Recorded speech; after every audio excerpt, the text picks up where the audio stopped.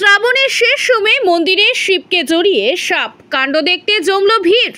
শ্রাবণের শেষ সোমবারে অবাক কাণ্ড মুর্শিদাবাদের বড়ইয়ার মঙ্গলচণ্ডী মন্দিরে শিবলিঙ্গকে জড়িয়ে রেখে ভক্তদের পুজো নিল একটি সাপ। দীর্ঘক্ষণ এভাবেই থাকে সাপটি।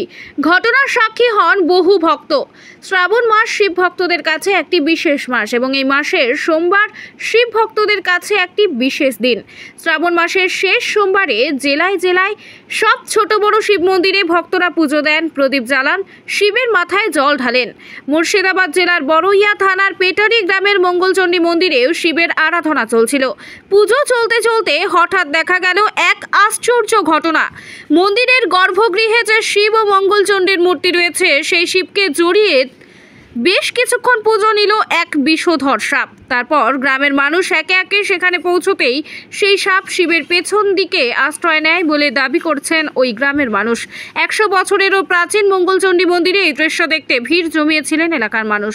ওই মন্দিরের পুরোহিত পার্থ চট্টোপাধ্যায় মন্দিরে পুজো দিতে এসে দেখেন দেবাদিদেব মহাদেবকে একটি বিষধর সাপ জড়িয়ে ধরে ফনা তুলে রয়েছে।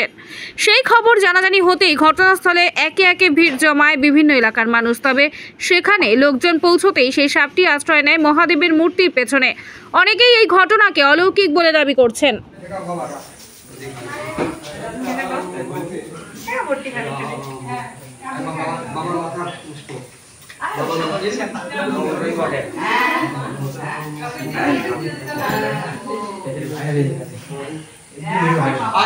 বাবার মাথার পুষ্প সাপ আছে একবার ওইখানকার সাপ বসে আছে ওইখানকার মাথার পুষ্প আছে।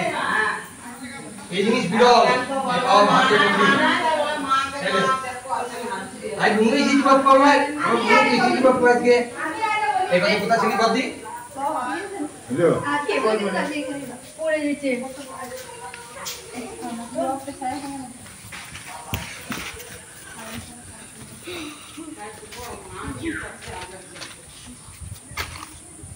Oh